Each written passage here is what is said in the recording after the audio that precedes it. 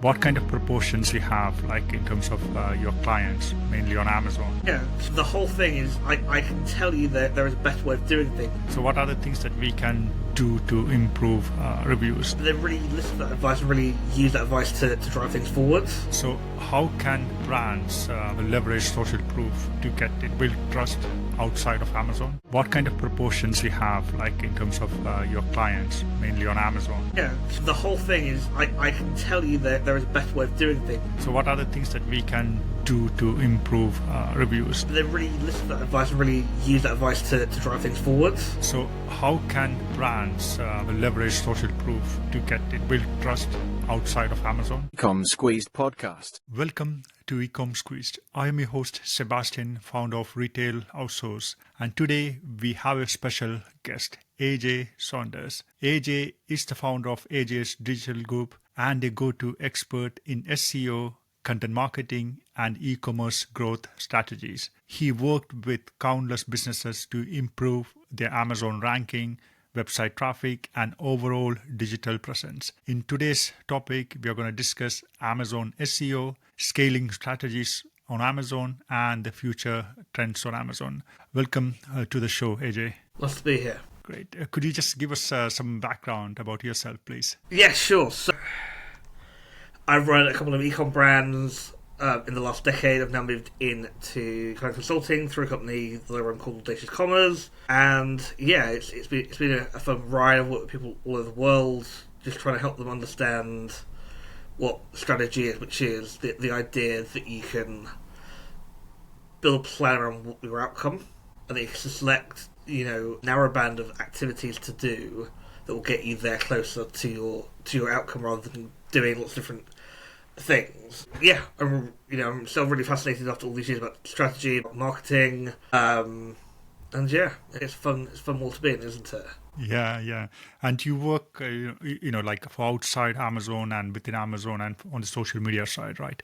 What kind of proportions you have, like in terms of your clients, mainly on Amazon? How much work you do on Amazon? So I've done a bit of Amazon. I work with some great partners who deliver the tactical execution of things like Amazon, Walmart, or eBay, or marketplace in general, and then I've kind of stuck to focusing on the D2C kind of side of things. But I would say you need to be able to do you need to be able to do a feasibility study and work out whether it makes sense or it doesn't make sense, right? I think Amazon, especially for me, is still a viable channel if you do it right. Mm-hmm. Right, just like D2C is a viable channel if you do it right. There are lots of people out there, as you probably are aware of as I am. There are lots of bad actors out there who are either giving terrible advice or doing it badly, or are not thinking about how they're actually building a long-term business, and they're doing the good old pilot high, sell it cheap mentality, which never works out in the end unless you understand how to do that properly. Yeah, true. I want to ask about Amazon listing, or this might be on any other platform like website or anything. Yeah. So if you want to list a product on Amazon, most of the people just create a listing, put some writings, and just throw it in and hope for the best, right? So in your experience, what's the best way or the right way to structure the content for maximum conversion? Sure. So I think with generating copy or generating listings, whether it's copy, text, images, video, you have to start at the basics. And the basics is, what problem am I solving and who am I solving that for? Once you understand that, everything else is very, very simple. Right? A lot of people get confused because they think, so let's just take I've got a mug here. Right? A lot of people may say, well, a mug is for everybody. And it's like, well, yes, but also no at the same time. So I've got a very colourful mug with animals on it, the sounds they make. It's my favourite mug. I can't tell you why. It's in Shelters. I love it because it's whimsical, right? Is somebody who's a bit whimsical going to like that mug as well? Yes. Is everybody like that mug? Absolutely not. And so can we narrow down, A, yes, it's a mug. Yes, it's for holding hot liquid. B, who's going to like it? Somebody who's a bit whimsical, a bit avant-garde, right? And therefore, can we write copy that talks to those elements? Can we take images of those elements? Can we produce videos that show how attractive it is for that particular type of group? And then can we then build that up on the page, whether that's on Amazon, whether it's on Walmart, whether that's on your own website, so it's attractive. And the way I think in terms of structure and copy, which is probably like the greatest tip ever, is think about writing like you would write a newspaper. And I'm talking about proper old-fashioned newspapers, not what they do today, right? Okay. Which is, you start with that opening paragraph, should summarise everything that you're going to read. The next paragraph should expand or put it a little bit. The next paragraph should expand, expand, expand. But if you can't get to the point in that first paragraph of why somebody should buy and what pain point it solves and who it solves it for, everything else is absolutely irrelevant, right? Yeah, got it. So basically you're saying that you have to narrow it down to the right buyer profile and then start from there and include the content from there on, right? Absolutely. And because I really think that the whole methodology 10 years ago, and we're probably all both old enough to remember this, was just get more traffic, run more ads.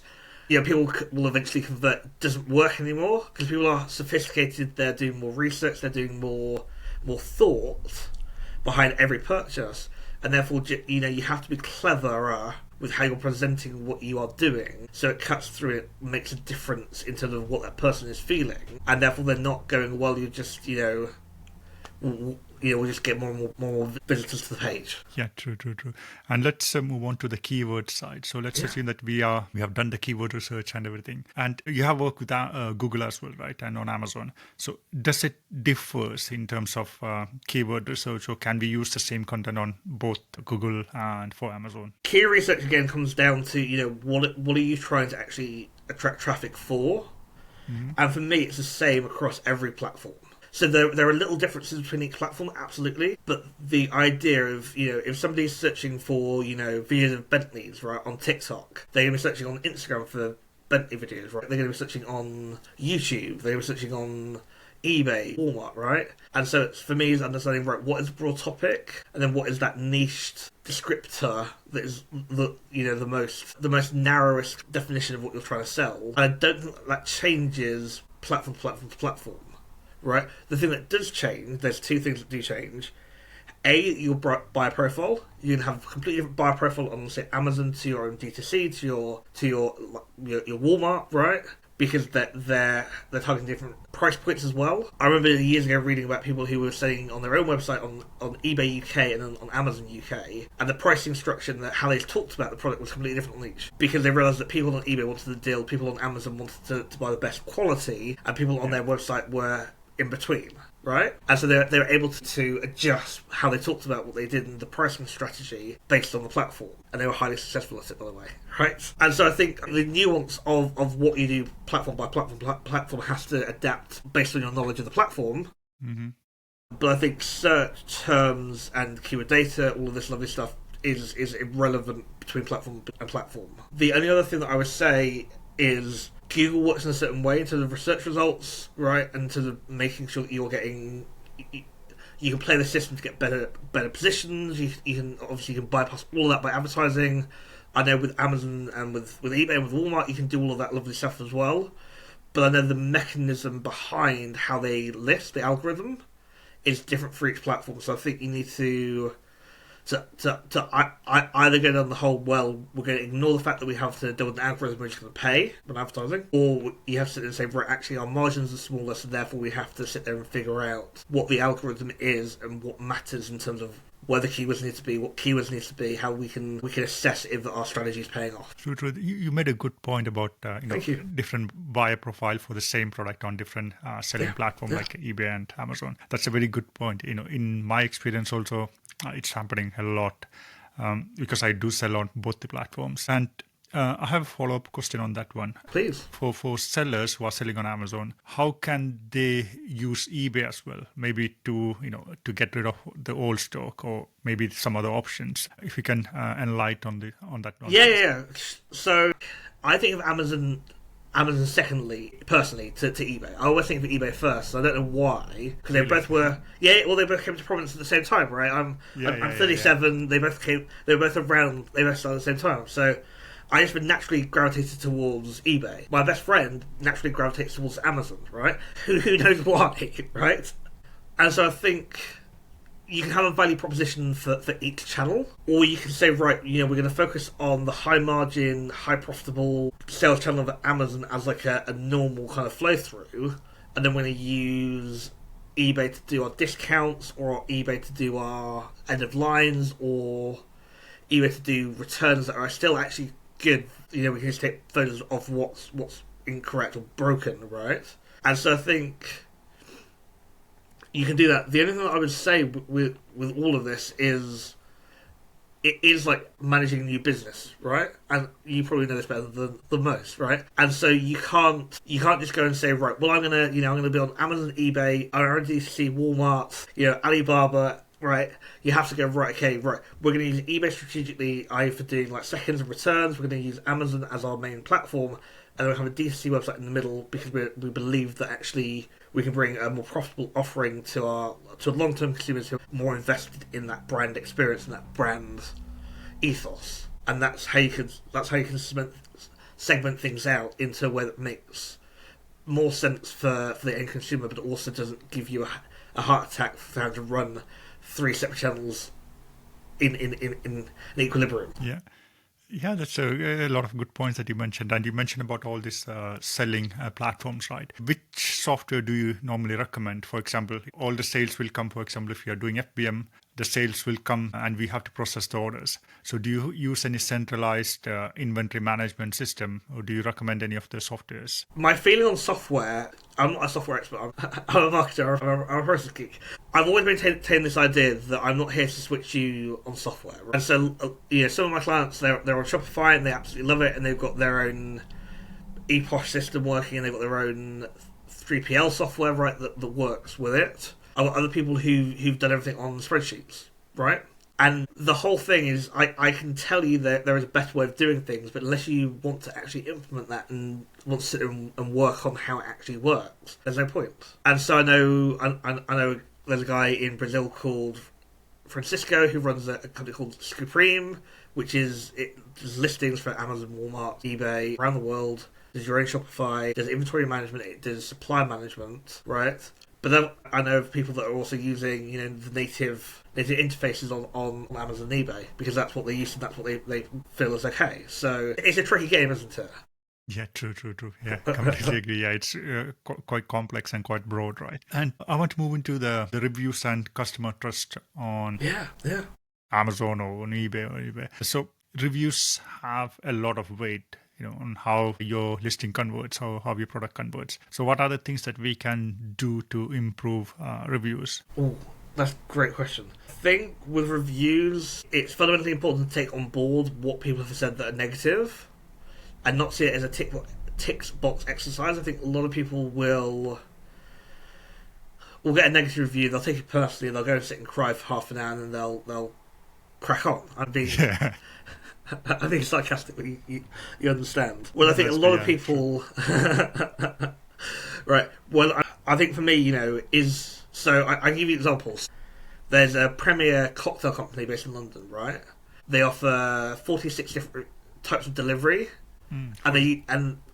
Right, exactly. And their main courier is a low-cost courier who you probably all know and all hate, right? I'm not going to say who it is. Hermes? I didn't say it, right? If you read through pages and pages and pages of review, time after time, how terrible the aforementioned company, right, comes up. Right? And internally, they're obviously malaised by the fact that they can have all these options, they can have all these great significant choice to their customer, which doesn't actually matter, right? You would agree. They need 3 options at max. Yeah. But they're not sorting out fundamentals in their business, and so for me, it's that they're collecting customer feedback just for the juicy, like, we love this product kind of quotes, which is not very helpful in terms of driving the business, driving profitability forward. And if I start a cocktail company tomorrow, I would just focus on delivery, right?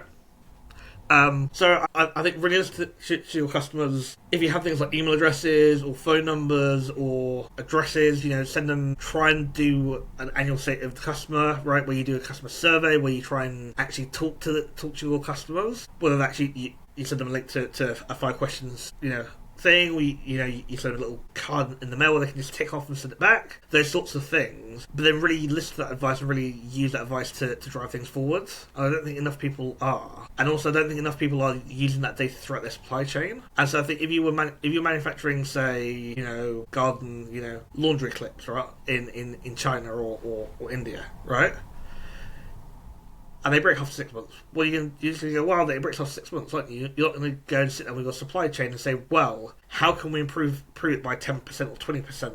So instead of it lasting 6 months, it lasts 8 months, right? And therefore we actually get better customer loyalty out of that because we've listened to, right? And then we have a defensive moat around the business because we can say our product is now 20%, 30% stronger, and therefore that means it will last 4 extra months, right?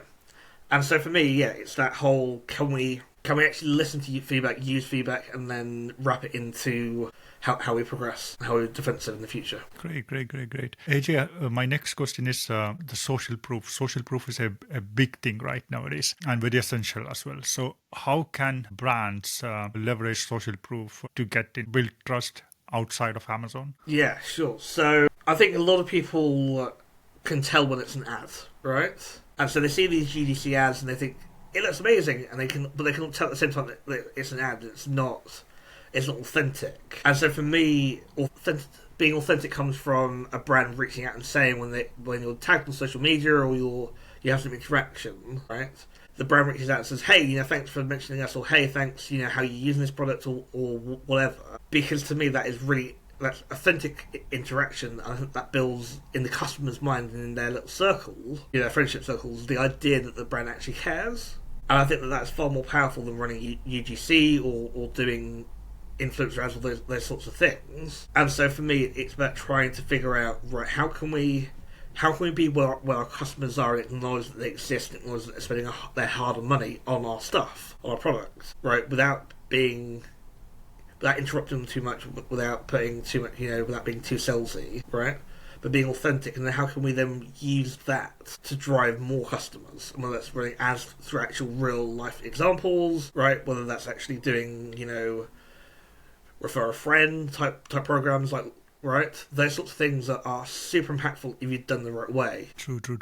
Very true. And you talked about UGC, right? So let's assume I'm launching a product on Amazon, and I say, okay, I have around 200 products for UGC to give away free.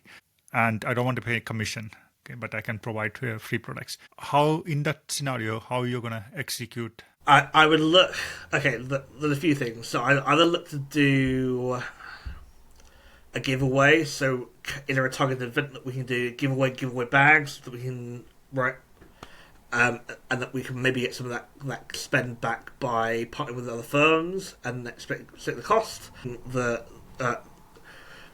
Split the cost, splitting how it's done. That could be quite useful. So I might do that. I might also go and look for people who are in the target market who may not be super successful in terms of they may not have 20, 30,000, but they may have 200 followers that are really passionate about what they do, right? There's a guy on Instagram called Automated Dad. Great handle, right?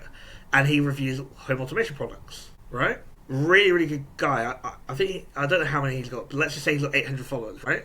Those 800 followers care about being A, a parent, and B, having an automated home. He's the best person to send automated gifts to, right?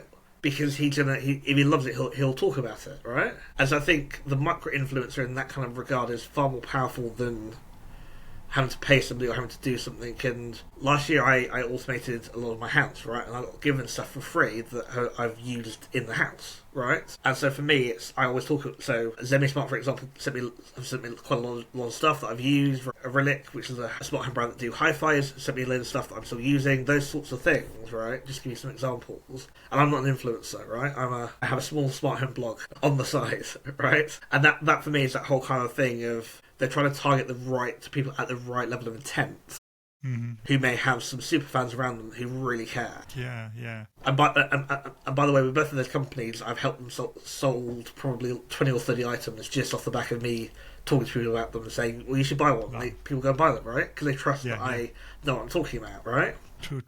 So, I haven't asked for a penny commission. True. You made some good points, actually. When I asked at the starting how to target, so you mentioned about you have to target the right buyers, right? And when we mentioned about the UGC, you mentioned about you have to target the right people with the right expertise or with the right areas that they're expert in, right? What they're focusing on. So those are, if most of the business, if they get those two things right, I think it will be, they can sail easily.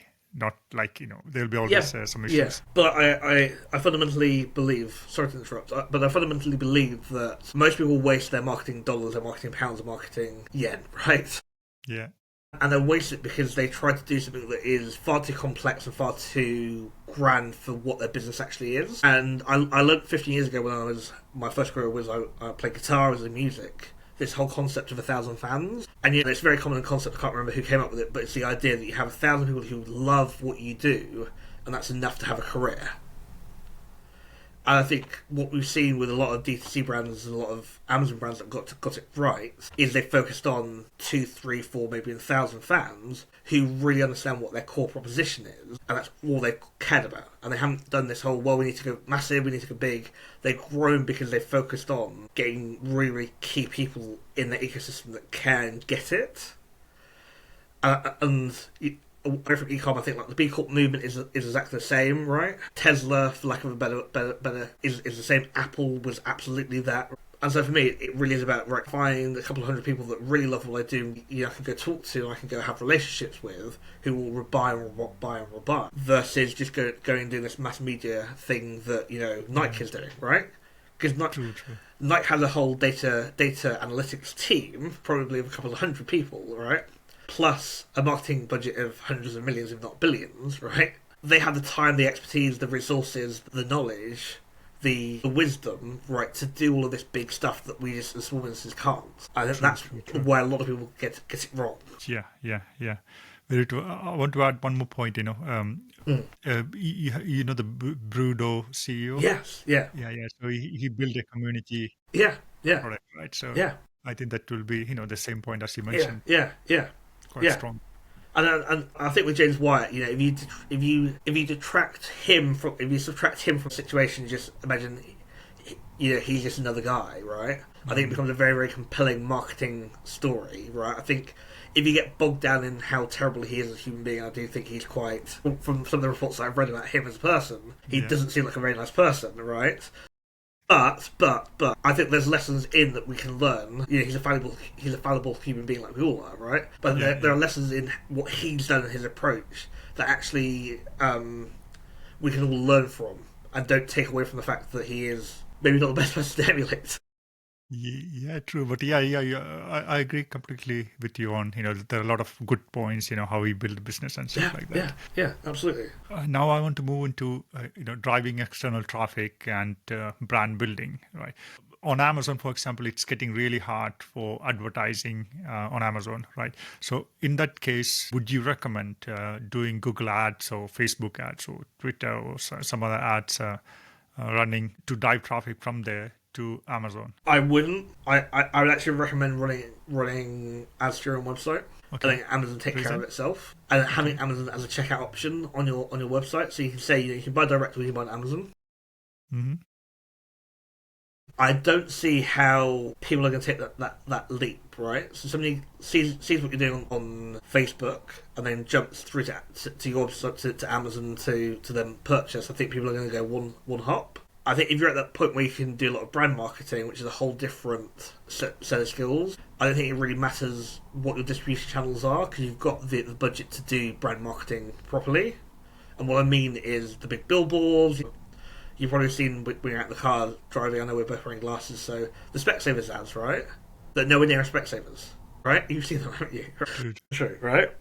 But that's a completely different game than trying to actually get people to purchase here and today. I have seen people that are doing hundreds of thousands, maybe 500,000. They have a Shopify store and the CTA is on Amazon. It works very, very well. But I don't see how that kind of extrapolates to as a front filler. I also don't know with Google Ads how flexible Amazon is for you to run your own ads using an Amazon link. I know Google is perfectly fine with it because Google will take money from anyone, right? Yeah. But I'm unsure. I do think there is critics as you scale and you're trying to build brand awareness that you go, right, okay, can we get some brand awareness on Meta or Reddit or wherever? Using some of these big branding techniques of just being everywhere to everything, to everybody. And how that kind of plays out in reality, which I think works fairly well. Yeah. Okay, you made some good point, and you mentioned Reddit as well, right? Just now, it means one of my friend, he told me that there's a software that he use who target for certain keywords, okay, on Reddit, and it will automatically comment if there is any, so targeting the right buyers, Yep, right? yep, So you'll be on the communities and they will comment on that post, but not directly linking saying, okay, this product, buy this product, but indirectly give that message. So, and it's working really nice for him, actually. So what's your take on doing stuff like that? So I love it, and I also love Reddit. I think Reddit as a channel to reach customers is really impactful, because there are lots of people. So there is a 500,000 person forum on Reddit about wearing bras and wearing the right size of bras, right? Mm-hmm. People don't think of Reddit as being women, right? But there's tons of women on there, right? And so for me, it's about trying to engage and trying to say to the right person at the right point, would you consider talking to me about X, right? Yeah, and even if X may be not the best solution for you, can we still have a conversation about why it might be? And that comes back to what we were talking about 10 minutes ago with the social proof of, I know a very, very good friend of mine, whenever she takes on a new brand, she will go onto Reddit and will say, is so-and-so a scam?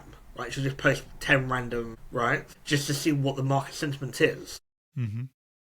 Right, as well as doing social listening and those sorts of things. And for me, it's absolutely fascinating to sit there and watch her work on that kind of thing. But no, I'm a massive fan of that. I'm a massive fan of Reddit. I'm a massive fan of all of these sorts of platforms, whether it's high intent and high engagement and low actual cost. Yeah, that's always going to be my favourite types of channels.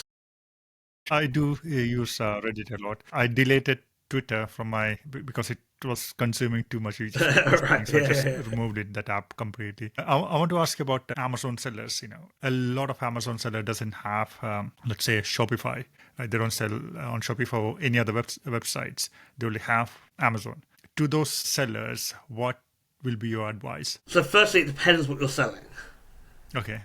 If you're selling something generic, you're probably in a race to the bottom, right? You're probably in a market where the demand is stagnant, the competition is rising, and your profit margins are falling. And there's nothing you can do about that, right? If you're selling something that is less generic and maybe there's something defensible about it, I can give you some examples in a second.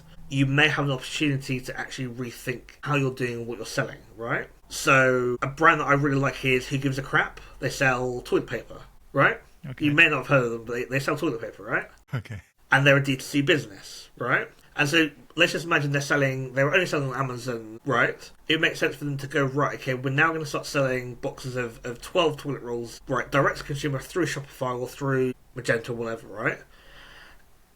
And then they can start to think about, okay, right, how can we make this into a subscription business? Right? Because toilet paper should be a subscription business, right? Yeah. It's a product we all use every day, and it's something it doesn't have a lifespan, essentially, right? It's not spoilable. So can we time how often somebody is repurchasing and then tell them that we can do that automatically for them, right? It's how you structure it. I did a pitch for somebody that sells office chairs. You'll love this. At the end of last year, the guy's selling 1,500 office chairs a month on Amazon.com. 1,500. Really? 1,500? That's 1,500. a lot. Yeah.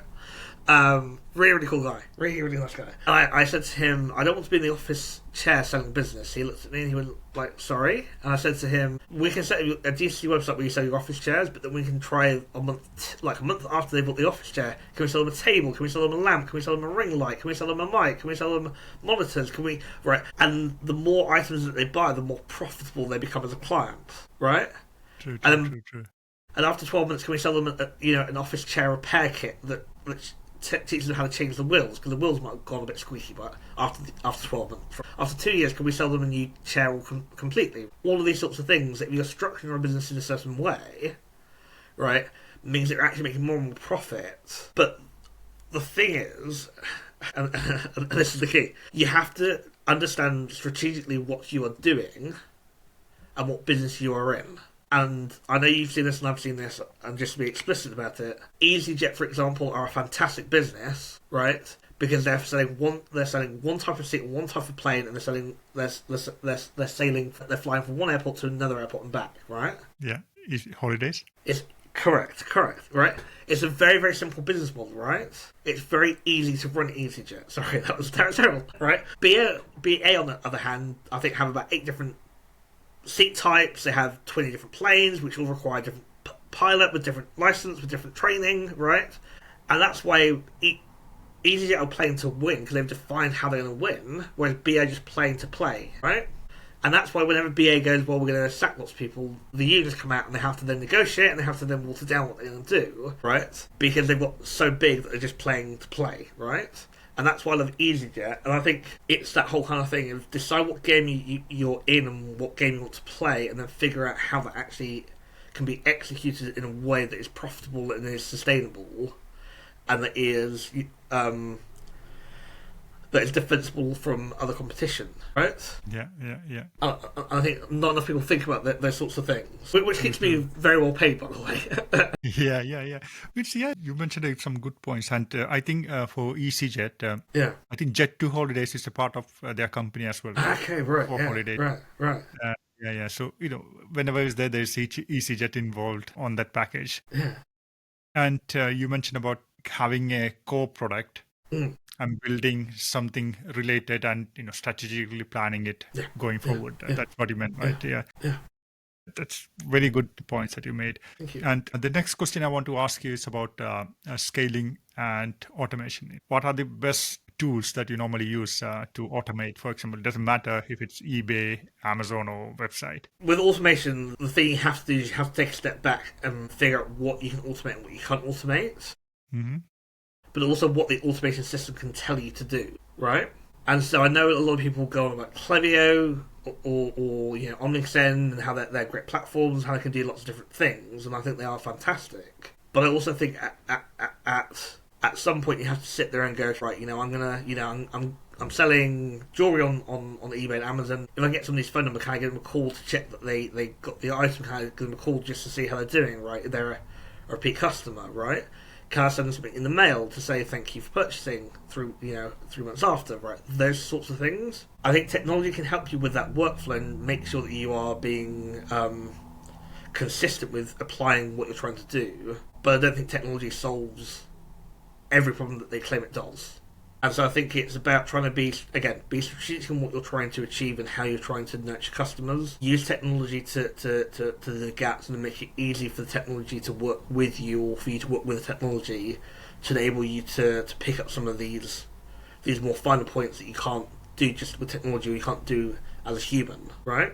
And I think that is the way you win, by figuring out what technology you have and figuring out how you can use it to achieve your strategic aims. And AJ, AI is a big thing like ChatGPT. Yeah. For you, what kind of system that you have in terms of AI, and how do you use them to make your life easier? You're asking me for all my secrets now, aren't you? Just spill it out. So I've been using Gemini for about 18 months, which it was bars. Really love it. It's really great. I use ChatGPT a little bit. I use Claude as well, quite a bit. Claude, okay.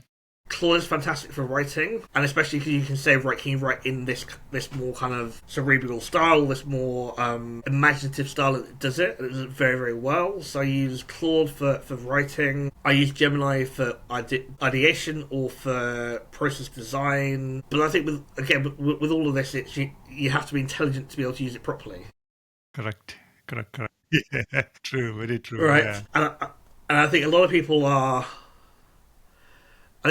forecasting the end of civilization because AI is going to take over, and for me, it's not. It's going to remove a lot of junior roles. It's going to remove a lot of the I guess for me and you, all the great opportunities that we had 20 years ago, 20 years ago, right? To learn our craft and to learn our skill. And I don't know how we bias for those people that need to have the skills to be able to use AI better. But I think also a lot of people are saying AI when they mean marketing automation, or they mean automation, or they mean some form of technology that is logic-based and human-driven, right, that isn't actually expansive in terms of what the demands are. And I think that's where a lot of people fall down, is they think they need AI when no, they need marketing automation, they need sales automation, right, they need a CRM system that actually works, and that's actually set up correctly, right? And the AI can help them write better emails, it can help them better personalise, it can help them come up with better opening lines, but it cannot replace the fact that you have to have an intelligent being operating it. And I think for me that's a big disconnect at this point. True, true, true. And so I'm not scared about AI. I'm not scared about what it's going to do. I'm scared that there are lots of idiots out there who are using it who don't know what they're doing and giving it a bad name.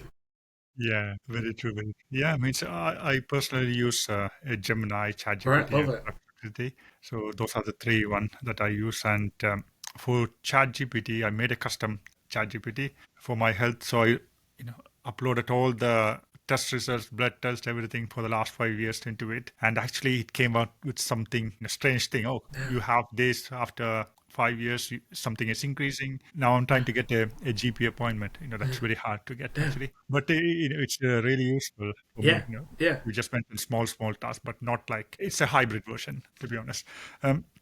AJ, it's been wonderful Likewise. chatting with you. It's been so much fun.